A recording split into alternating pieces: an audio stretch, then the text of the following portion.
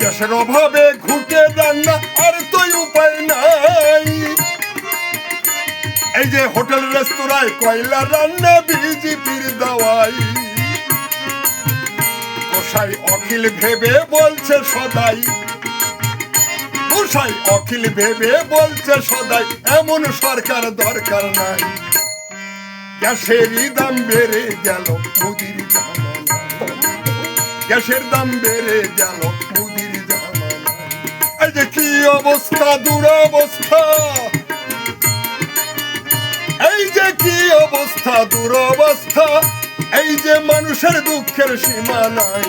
গ্যাসের দাম বেড়ে গেল মুদির জামানা।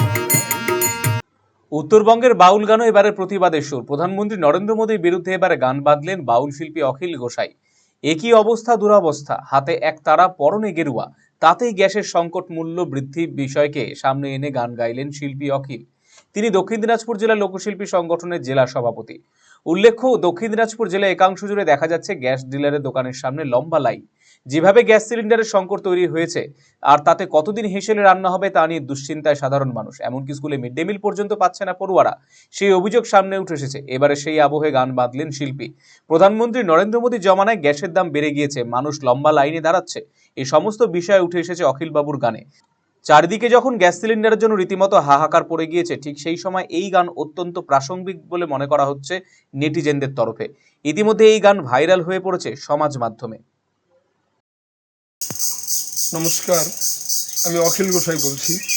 বর্তমানে গ্যাসের যে পরিস্থিতি, খুবই মানুষের দুর্বিষহ অবস্থা। আমি গতকালকে গ্যাস বুকিং করতে গিয়ে গ্যাস বুকিং করতে পারি নাই। আমার বাড়িতে রান্নার অসুবিধা হয়ে গেছে, মানুষ লাইনে দাঁড়াচ্ছে, মানুষের প্রচণ্ড হয়রানি হচ্ছে। যার জন্য আমি এই গানের মাধ্যমে এই প্রতিবাদ করেছি, যাতে করে মানুষের এই হয়রানি বন্ধ হয়, মানুষ স্বাভাবিকভাবে জীবনযাপন করতে পারে। এই জন্যই আমার এই প্রতিবাদমূলক গান। রিলায়েন্স ডিজিটাল রায়গঞ্জ চিল ফেস্ট শুরু হয়ে গেছে। গরমে এবার থাকুন ঠান্ডা, আরামে আর সাশ্রয়। এসির সবচেয়ে বড় offer, lowest price ever. Air কন্ডিশনার্সে বিশাল ছাড়, একটি ইএমআই একদম ফ্রি, 21,000 টাকা পর্যন্ত cashback, free delivery and fast installation, free available. আজই ভিজিট করুন রিলায়েন্স ডিজিটাল রায়গঞ্জ স্টোর।